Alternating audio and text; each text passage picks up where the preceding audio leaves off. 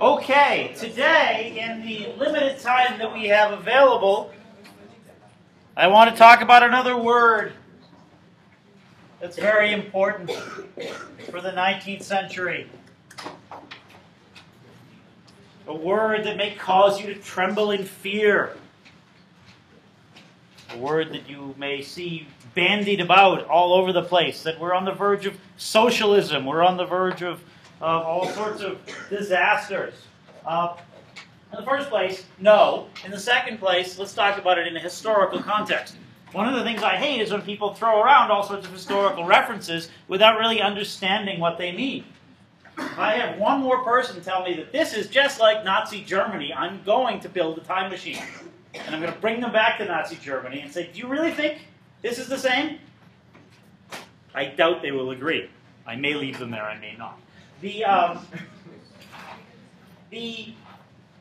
thing I want to stress about socialism today is that socialism is another byproduct of the Industrial Revolution. That is a revolution in economic production, a revolution in technology. Also, as we've seen, brings about a revolution in the way people think about time. It brings about a massive urbanization, a remaking of how people conceive of their own work and their labor. It also provokes significant reactions. As I mentioned before, you have people like the poet William Blake talking about dark satanic mills.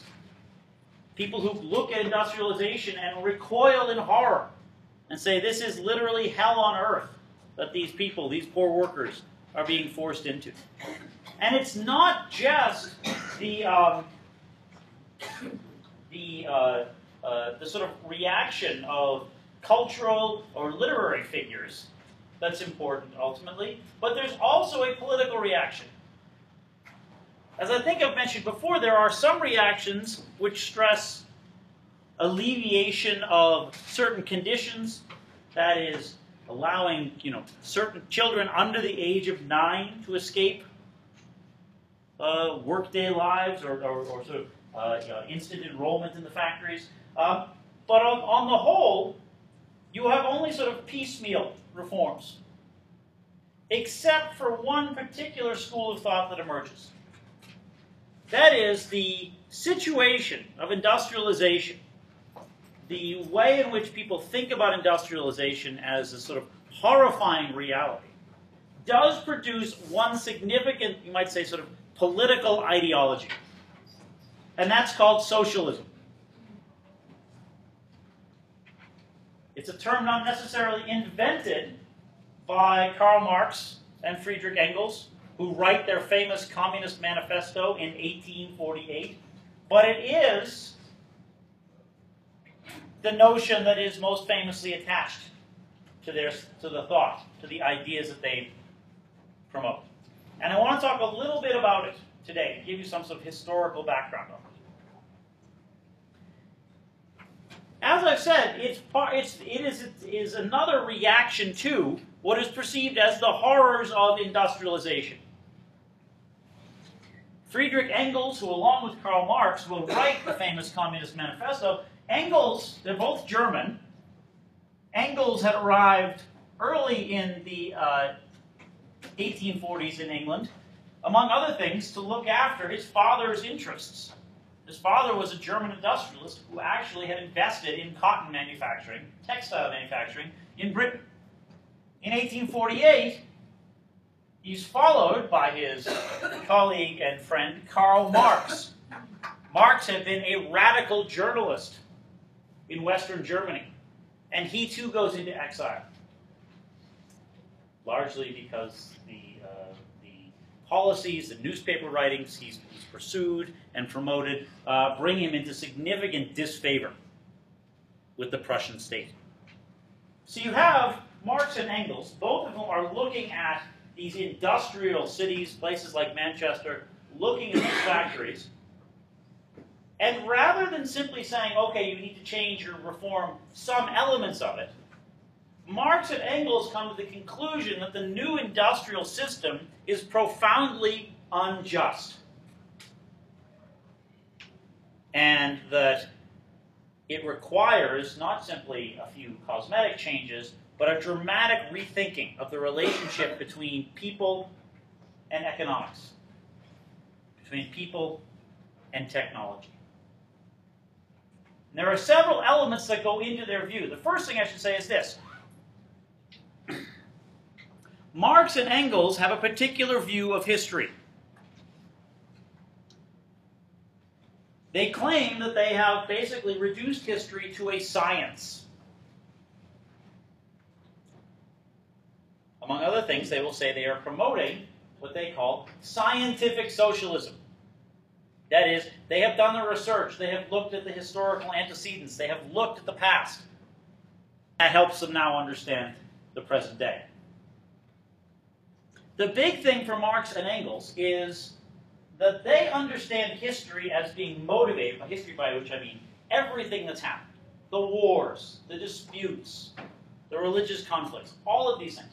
They say fundamentally all history can be reduced to one thing: economic conflict. Or as they put it specifically, class conflict. It is the work of Marx and Engels is going to really introduce the notion of competing economic classes into political discussion. The idea that there are classes organized by economic interest and that their primary focus is competing with each other. When we talk about classes, middle classes, upper classes, working classes, etc., in essence, we're always talking in some sort of Marxist or Marxist-related language. To see the world in economic terms is to see it, in some ways, as Marx and Engels saw it. They said the history, they said history is the history of class conflict between those who have and those who do not have. Those who have and those who do not have. They say in medieval times it was the great landowners versus the people in the towns. Now it's those descendants of the people in the towns who own what Marx and Engels call the means of production, the factories, the railway networks, the warehouses, etc. So that's the first thing we have to understand is Marx and Engels say all history is the history of class conflict. That you get great change in history when economic classes clash, and when ultimately those who are dispossessed triumph over those who are already wealthy, or those who possess and control certain economic interests and assets. So for Marx and Engels, they said, okay, history works like this. Class conflict drives history. All historical change derives from a clash between economic interest groups. So that's the first thing you have to understand. That's the model that they are going to use for understanding history. And they say the Industrial Revolution fits into this model. That is, if the model is class conflict,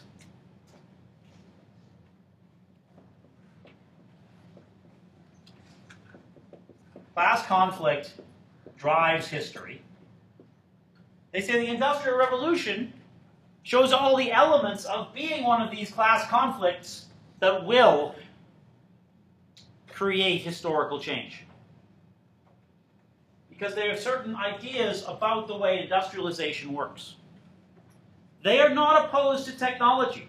Marx and Engels are not opposed to machinery. They're not opposed to factories. They're not opposed to the growth of railways and steamships or anything like that. But they do think that industrialization has built into it an unfairness and inequity. And that unfairness or that injustice is going to be at the root of this class conflict. Basically what they say is that industrialization devalues labor.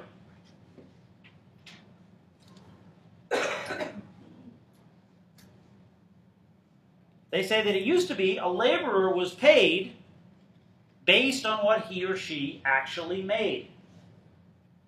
If you wove 5 yards of cloth, you were paid for 5 yards of cloth. That is, your pay much more accurately represented the value of the goods you produced. Now, you might be working in a workshop for a master or someone who owned the workshop who would pay you and then turn around and sell the good. But the markup wouldn't be so substantial that there'd be a huge difference in what you were paid and what the good was sold for. What Marx and Engels say now, though, is that technology, industrial technology, has taken away the value of labor. That you are no longer paid. If you work at a power loom or a machine all day, 12 hours a day in a factory, 5.5 days a week, you're paid by the hour. You're not paid by the amount of a certain good that you produce or that the factory produces. Instead, you're paid an hourly wage, which is completely disproportionate or completely unequal to the value of the goods produced, because you're now working in a factory that might produce thousands of yards of cloth a day. Are you being paid for that? No. You're being paid simply an hourly wage. The person who owns the factory pays you that hourly wage and then goes and sells the cloth. Because he can produce so much so efficiently, he's going to make an enormous profit. And what Marx and Engels say is basically this. They say, your labor has been devalued. That you are no longer paid anything like the worth of what you've produced. Everybody with me on that? That in essence, it used to be able to, let me shut this up. You used to get paid something close to the value of what you produced. Not anymore. And instead, you have,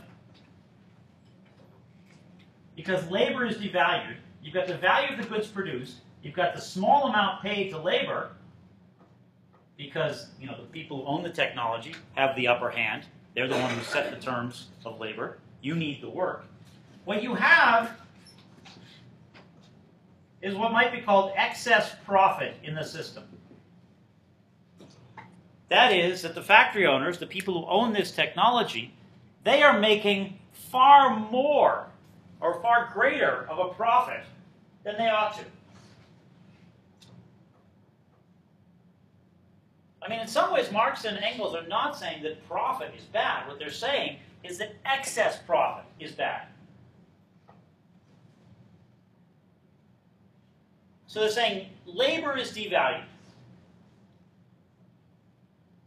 People are not being paid. They don't necessarily talk about the conditions of work very much. They don't talk about the air quality, the coal dust, the danger of working on a factory floor, as much as they talk about simply the way in which a person's labor is valued. For Marx and for Engels, they say every single person has something to sell. Even if you don't have a good, you have your labor to sell. And you ought to receive a fair price when you sell your labor.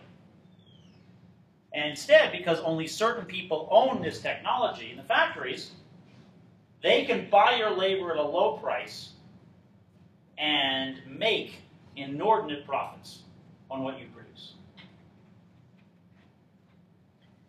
It's this excess profit that is in some ways sort of immoral for Marx and Engels. But what makes it even more immoral is that the excess profit is derived from the fact that certain people own these factories. Certain people own steel mills, iron foundries, textile manufacturing plants. They've purchased this technology. They've purchased it and installed it.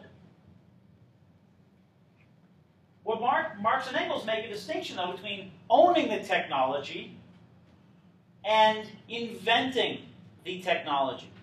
They say this technology is not the product of one person's imagination. The factory owner didn't think up the steam engine. In fact, you can't, according to Marx and Engels, trace necessarily who is exactly the founder or the father or the creator of a lot of this technology, because it borrows from the work of so many. It goes back to physicists and engineers and mathematicians, metallurgists, people who know how to put machinery together, people who know how to forge iron and steel to make a machine. You have all of these contributions. And so the idea is, in essence, according to Marx and Engels, this technology ought to be owned in common. In essence, no one person produced it. A community produced it. History, in some ways, produced it.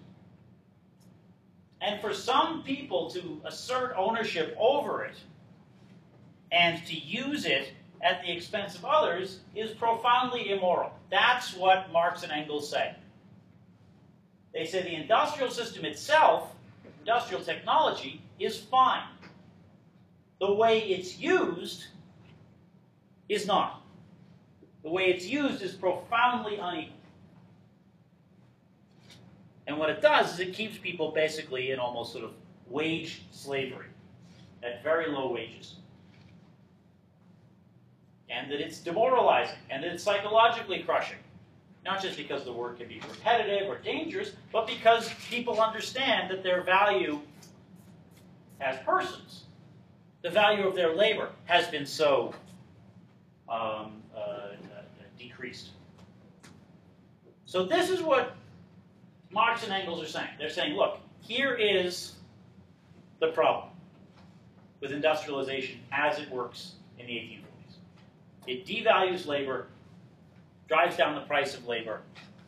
It allows certain people to profit from the inventions and the minds of many at the expense of the masses. So this is where they say that class conflict will be rooted. This is a profoundly unequal system. The question is, how does then this profound inequality change? How do you get to a new system? A system which will enshrine what Marx and Engels call common ownership or public ownership of the means of production, meaning everyone together, through the state, through society, they will own the technology.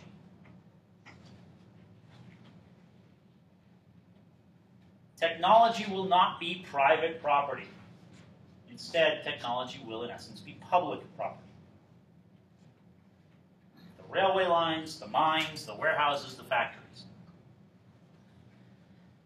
So the question for Marx and Engels is, how do you then get from this situation of inequality to one of greater equality?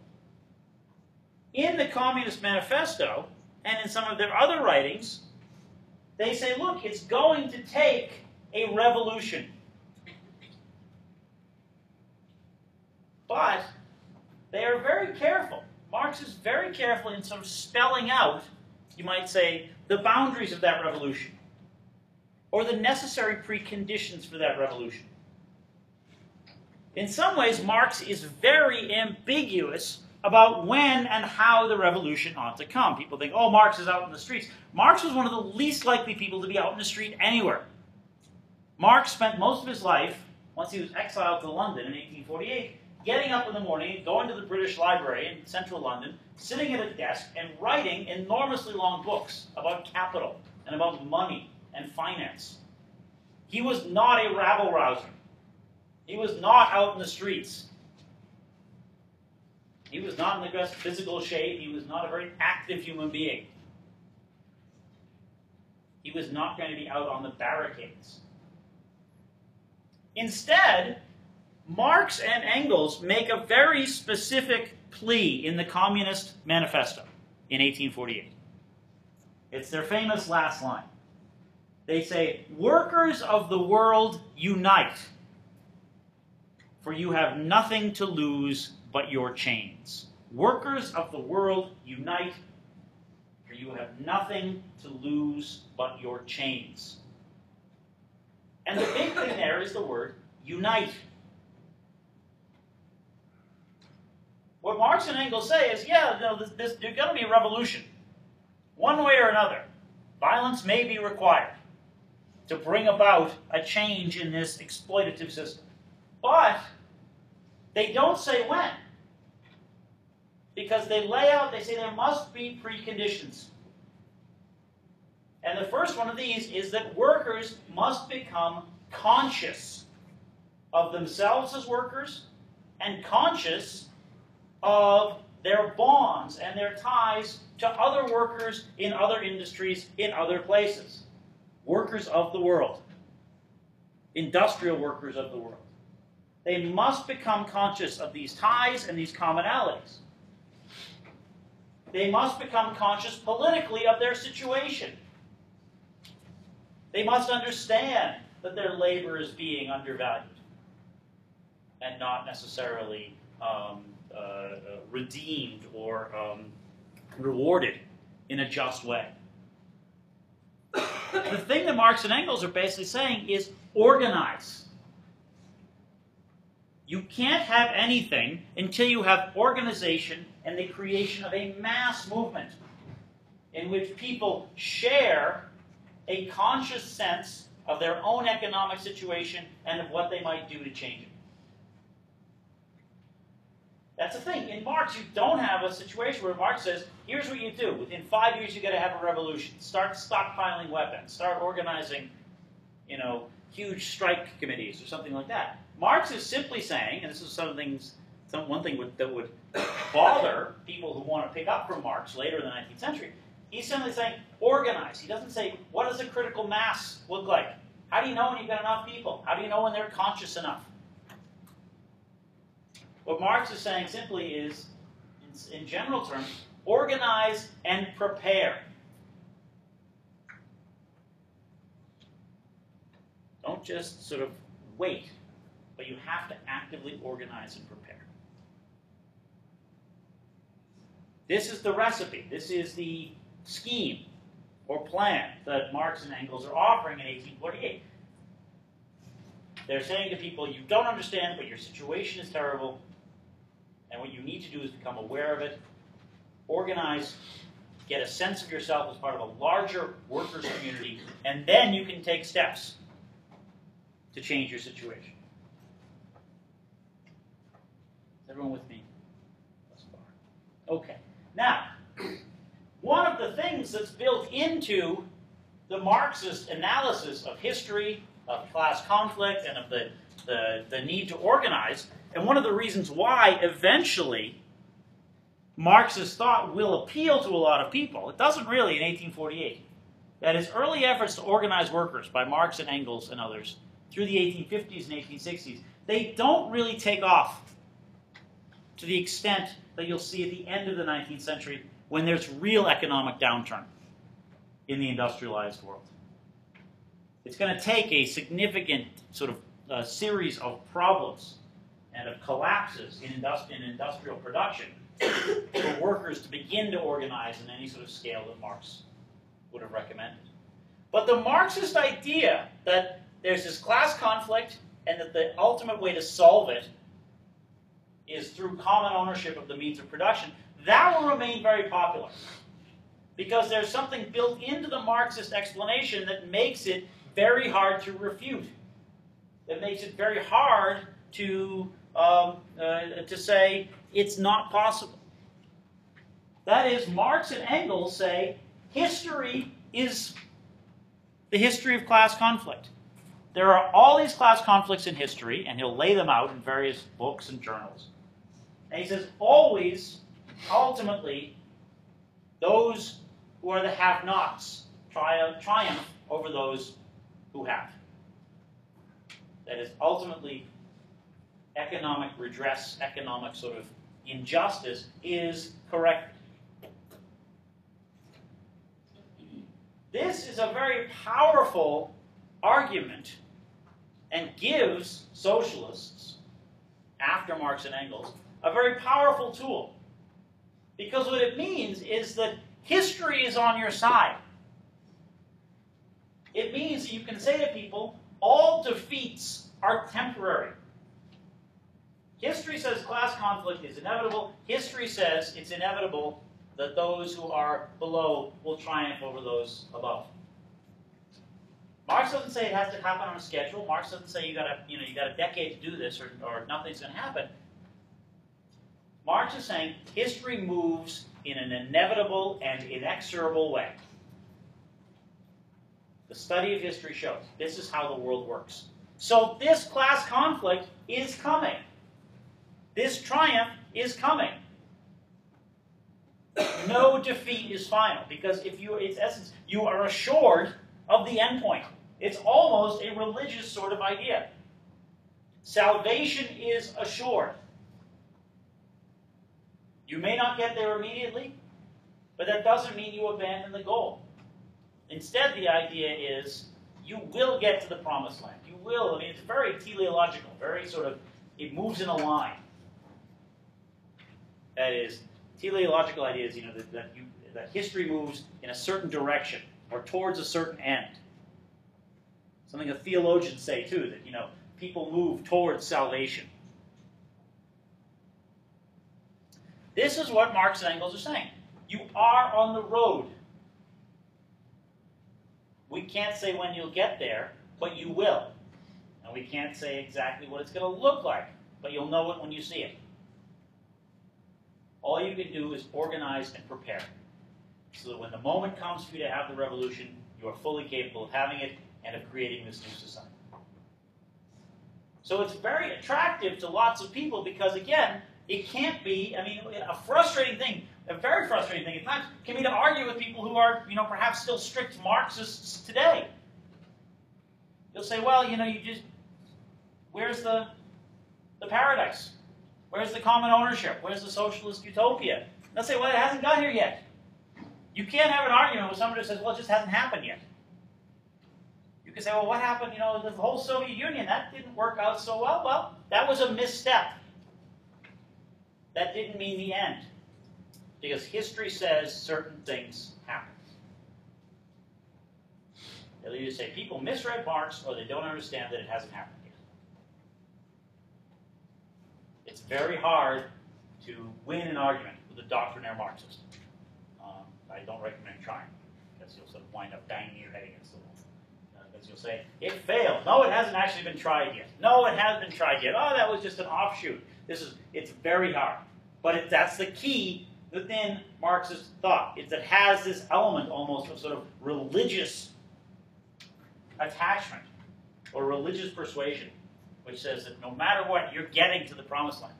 I don't know how, I don't know when, I don't know what form exactly it'll take, but you'll get there. So this is a reaction, this socialist reaction to industrialization. It is the idea that industrialization contains within it certain inequities, and that the only way to solve these inequities is to reshape the relationship between people and the means of production, people and technology, people and the factories. In Marx and Engels' own lifetime, the 20 years or so after the publication of the Communist Manifesto, you don't see a lot of worker politics or labor politics. In some ways, the 1840s, the 1850s, if you're looking for radicalism in Europe or radicalism in the industrialized world, it's tending to come from people who are being put out of work by industrialization. Artisans, weavers, people who make everything from, sort of plates and knives and cutlery, people who work in sort of traditional transport, the carriage trade, work in barge transport. These are the people most directly threatened by industrialization. They actually tend to be the most radical. Industrial workers themselves are not. It's not until the 1880s and the 1890s when you start to see a dramatic slump in the global economy. Let me give you a little bit of context. It's a slump not brought about because there are too many manufactured goods in the world now. It's a slump brought about by one simple fact. there is too much, basically you can almost say, there is too much grain in the world. There is too much wheat in the world by the 1880s. Whether through technology, the consolidation or expansion of lands in North America, in Russia, in Australia, in Argentina. By the early 1880s, you have a global glut, an overproduction of agricultural products, most especially wheat, but also things like beef, mutton, other sorts of agricultural products. But those are really the big three. And what happens is that the prices plummet.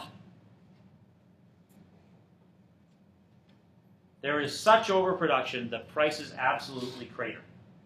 And when prices crater like that, societies or countries that are very dependent on exporting agricultural goods, one example might be, say, Argentina. That country can no longer consume as many industrial or manufactured goods as it had been doing. That is, if the Argentine economy goes into free fall, the Argentine government stops buying railway equipment. Argentine businesses stop purchasing new technologies.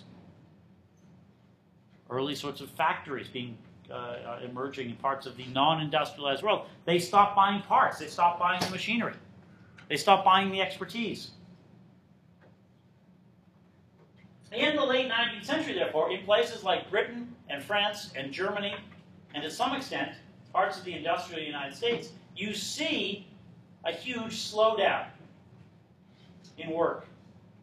You see people being placed, at least temporarily, out of work. Sometimes they think it'll only last a month, sometimes it might last a couple of years. And that is when you start to see real labor organization emerge, of the type that Marx and others were talking about.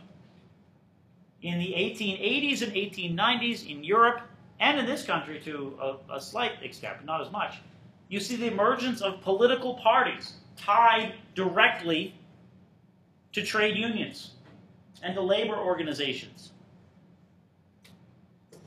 By 1900, you have very popular socialist political parties operating in Germany and in Italy and in France. You have, by 1900 in Britain,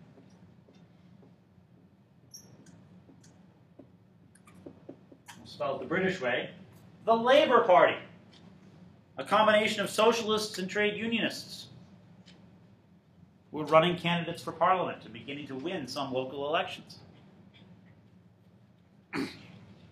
And they're running, first of all, to alleviate the economic distress, the unemployment that's come out of this slump. But they are saying that this slump actually sort of proves that Marx was right. That concentrating technology in the hands of the few left the workers open to such treatment. That it exposed the workers to too many risks. And that instead, this slump showed the necessity for common ownership. Showed the necessity for treating workers much more fairly. Because one of the things was that businesses that didn't close, factories that didn't close in this slump, the way they survived was they attempted to drive wages very low. And these political parties, these labor union movements, they emerge out of a determination to keep wages at least as they are, and if not, in fact, increase them. One of the most famous in the late 1880s is a strike by what were called the London match girls. That is, women who made matches. Young women who worked in factories in the eastern part of London who made matches. Taking matchsticks and literally dipping them in or coating them in a variety of substances, including things like phosphorus. which were enormously dangerous. Their wages, the people who owned the match factories, attempted to put wages even lower. And these women, in their late teens, early 20s, they went on strike, and they became sort of heroes to the labor movement. Because not only were they going on strike to simply try and keep their wages where they were, but they exposed the conditions in which they were working.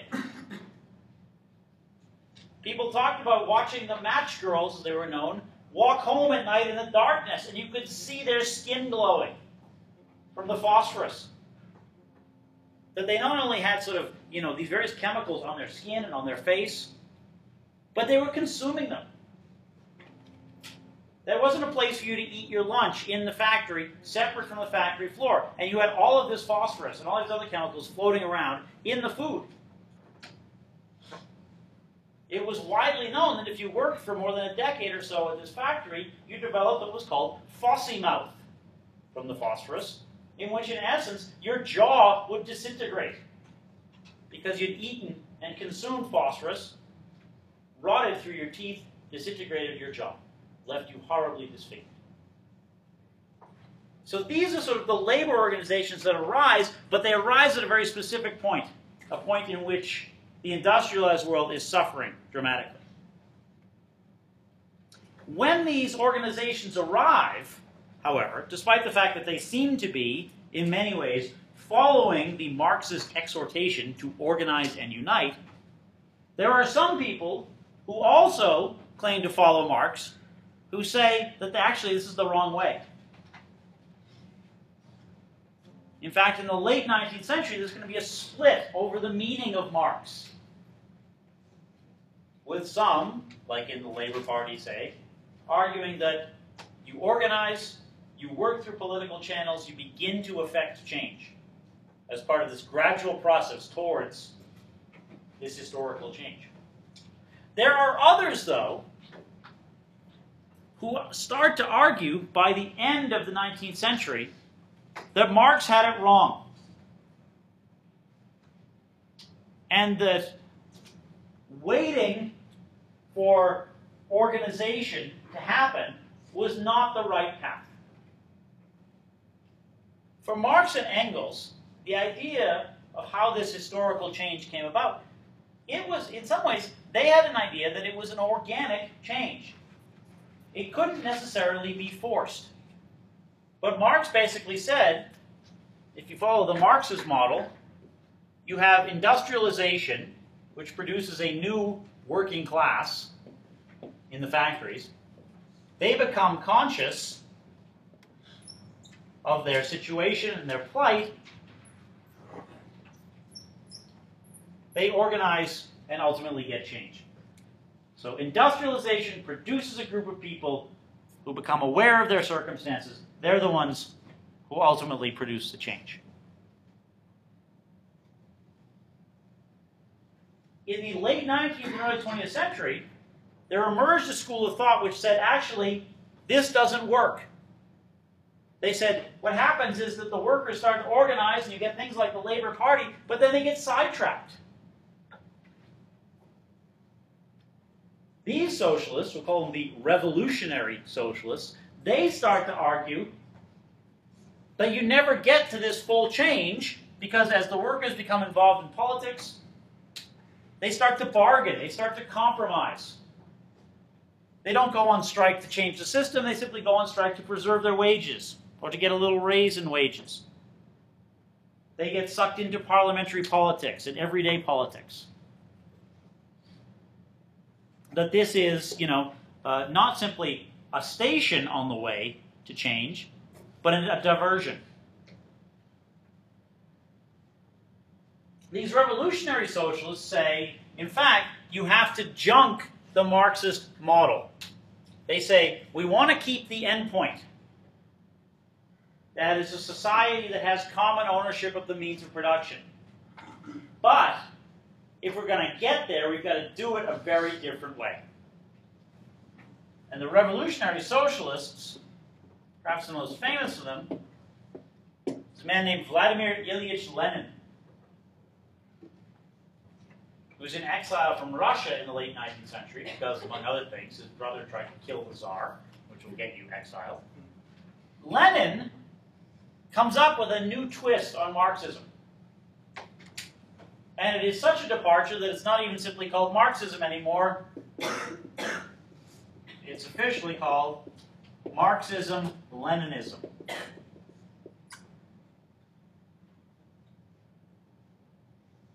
One of the reasons why people say, well, Marx's ideas have never been tried. Marxism-Leninism, that's not Marxism. That's Lenin's version of Marx. As I said, it gets very complicated, very contentious. What Lenin says basically is this. He says the Marxist model doesn't work because you never get to change. Yes, you have industrialization, produces a working class, they get conscious, they organize, but they never get to change because they get disrupted on the way here by political parties, bargaining, compromise. They also want to be consumers if they have more money, all of this sort of stuff. Lenin says if you're going to get to this end point, you've got to start somewhere else. So this is the Marxist model right here. Industrialization produces workers, become conscious, they organize, they get change. The Leninist model says this.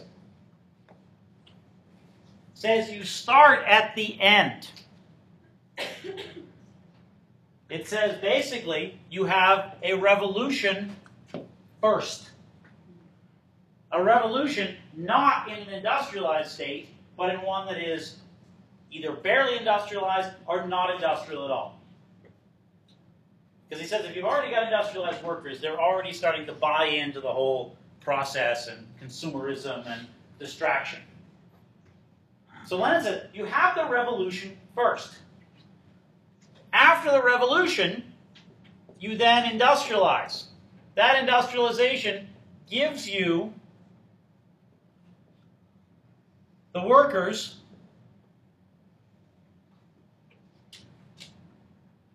but the workers never have to worry about it because it's already, everything's owned in common. In essence, you have the revolution, you industrialize, and you produce what might be called sort of the workers' ownership automatically. This is the thing. Marx is saying the workers produce the revolution. Lenin says the revolution ultimately produces the workers. In essence, Lenin says, let's have the revolution and then let's create the preconditions for it. Trying to sort of work out of sequence. And he and his followers will say, well, we're not changing the end point. We're simply changing how you get there. Is everybody with me on this? This is why Lenin says you've got to do it in a non-industrialized world. You've got to basically take the population and you've got to basically force them into revolution. Once they overthrow the existing power structure, then you industrialize with them. And then what have you got? You've got a socialist industrial state. Same endpoint. The problem is that built into Lenin's idea are a couple of things that are going to make it a very different experience. The first is this. If you're going to start with the revolution, it means you've got to start with a group of people willing to organize and willing to push a revolution. For Lenin, that means a small group who will take charge of the revolution and will push the people to revolt. There's an element of, we might say, sort of autocracy, an element of almost dictatorship here that doesn't exist in the Marxist model, where everything sort of emerges collectively. Instead, for Lenin, a small group is going to push through the revolution. Because he says, basically, the people themselves, if left to it, will never get there. Lenin, for all his socialism, doesn't have a lot of regard for the capacity of the ordinary person to affect any change in the world. Yeah, Bria? I guess I'm kind of confused about something. If Leninism is saying, start the revolution first in a society that doesn't already have industrialization, then what are these people revolting against? Well, they're revolting against what is usually a very sort of autocratic, aristocratic system. That is the revolt. I mean, for Lenin, it's Russia is the model. You've got to have it in these places that are completely backwards, run by out-of-touch aristocracies and monarchies, but that's where you're going to have it. And I mean, Lenin is basically saying, look, you need people who are basically going to just follow orders. And he says, look, your average Russian peasant is in some ways used to following orders. What we're going to do is simply change the orders. And we're going to get them all revved up for revolution, and then we're going to push through these changes.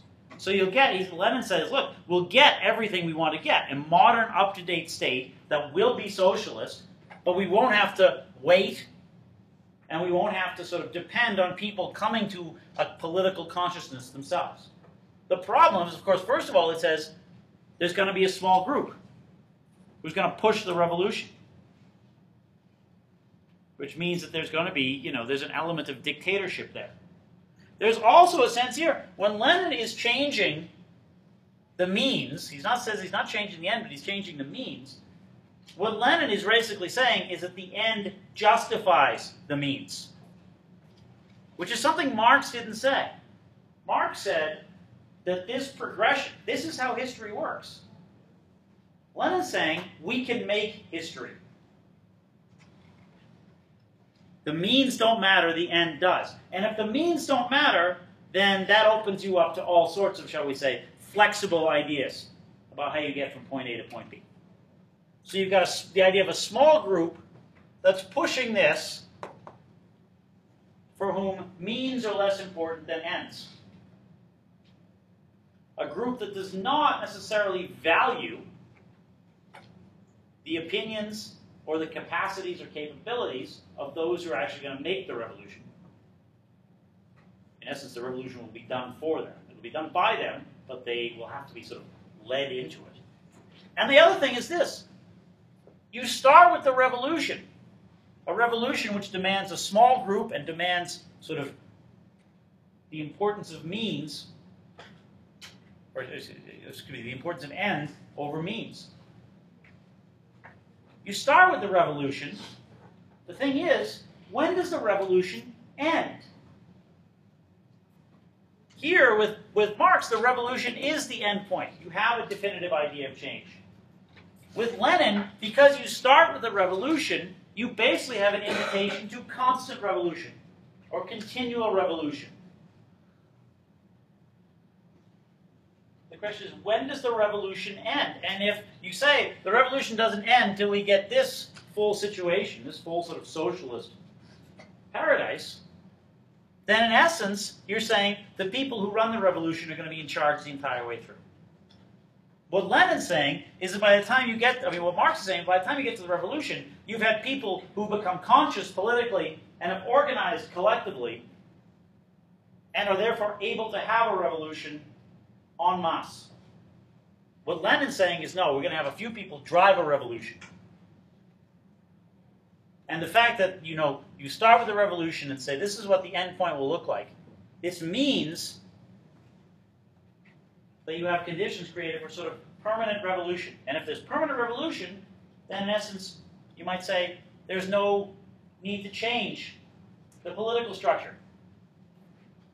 Permanent revolution demands this sort of dictatorship, demands the use of any means to get to a certain end. You never get out of that mindset. This becomes a way of justifying oligarchy or autocracy, dictatorship. Because you say, we are engaged in this revolution. Rather than here, with Marx, where the revolution comes at the end and is undertaken collectively. I mean, maybe Marx is a sort of, a fantasy.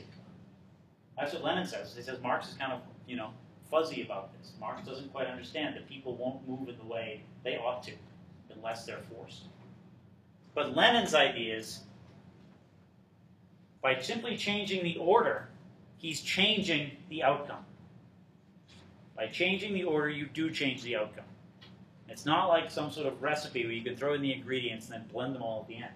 Marx says it takes a certain process to get into a certain change. Lenin says, forget the certain process. Use whatever you need to get to this end. Yeah, Louis. And so at the end of the changes, they want socialism and a higher wage rate. Well, they want socialism. They just simply want the fact that they no longer want the exploitation of the industrial worker. They basically say, if the community or the state or the people all own the means of production, then no one can sort of exploit the people who work. That is, that you know, if everyone owns the means of production, they're not going to start exploiting each other. With the hourly wages. Yeah, basically, people will be treated more fairly because everything will be owned in common, rather than some people using technology as a means of creating all of this excess profit.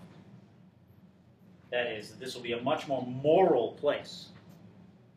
And again, Marx could be maddening to some people because he didn't lay out specific guideposts along the way. How do you know when you're ripe for revolution?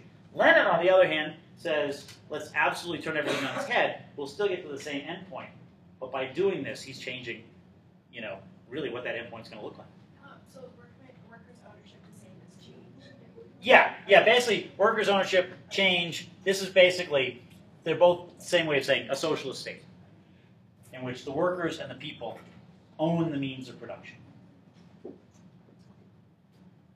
You know, and again, Marx is not saying it's going to look exactly like this. Marx doesn't provide a blueprint. Now, here's what we'll do. We'll have, you know, people, and they'll elect representatives, or there are going to be people meeting in workers' councils and all that. I mean, that's all got to get worked out.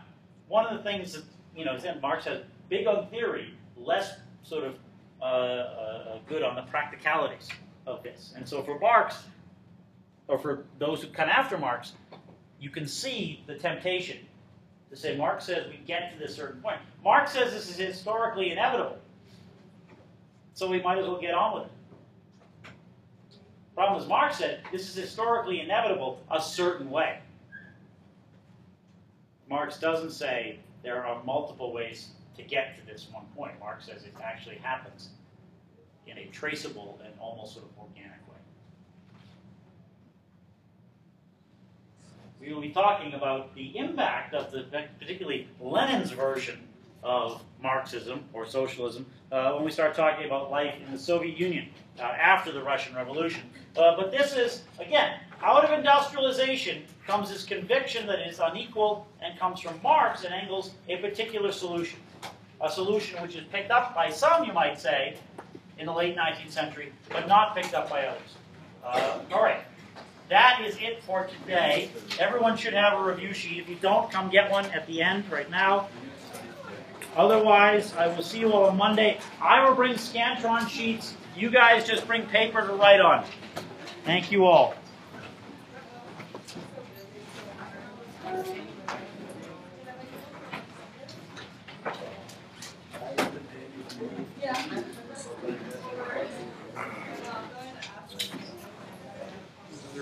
That's a review sheet, yep. Review sheet's right there on the desk. Yeah. I was here Monday and I lost my syllabus. Yeah. So do we take a math quiz on Monday? We did. I don't have any extras. Oh, wait, hold on. Actually, I might. Can I do that tomorrow during the office hours? Yeah, you want them by tomorrow? Yeah, come by tomorrow. Like I said, 9 to noon tomorrow, Central to 11. And then I tried to get on the website to look at the syllabus and it didn't work for me. I don't know if this is my computer. There's a problem with the documents that are on Blackboard right now. They won't So load. do you have any extra syllabus? No, send me an email and I'll send you a copy. All right, sweet. Actually, hold on. We might have an extra syllabus. Okay. Put it on your fridge. Oh, yeah. Awesome, thank you so much. Yeah, and then I'll get it by tomorrow morning to do that. Yes. Is there a copy of the last lecture online anywhere? The one I just did On Monday. on Monday. Email me and I'll send you the YouTube. Right. Okay, thanks. Hi. I came in a little bit late, Yeah. but I did a review sheet. Oh yeah, the review sheet's right there. And then, I have some maps for you too. Yeah. I know everyone realized 6, so I don't know if that's confusing my grade, but it's been so confusing. Okay. Well, I mean, you're okay. It's just the maps now. Just, make sure you're prepared to go on Monday. I'm sending this copy of the exam Sorry, over. so I'll be there in the morning instead of here. Yeah, that's fine. That's fine. And we don't have anything after here. Okay, Come on. Alright, thank you. Oops. Do you want your maps? Oh, you finished it?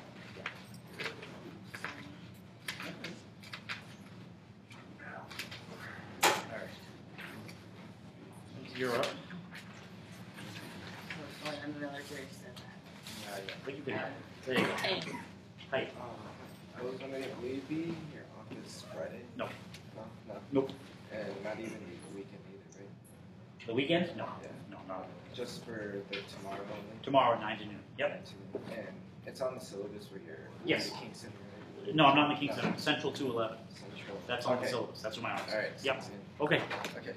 That's good. I just wanted to just talk to you, I guess a recap or something. Just want to Yeah, that's fine. re-say it to you. Just. Yeah, that's fine. That's fine. Yeah, just come by. I will Alright. be there. Thank you. I just wanted to talk to you about another student. His name was Eric Lee.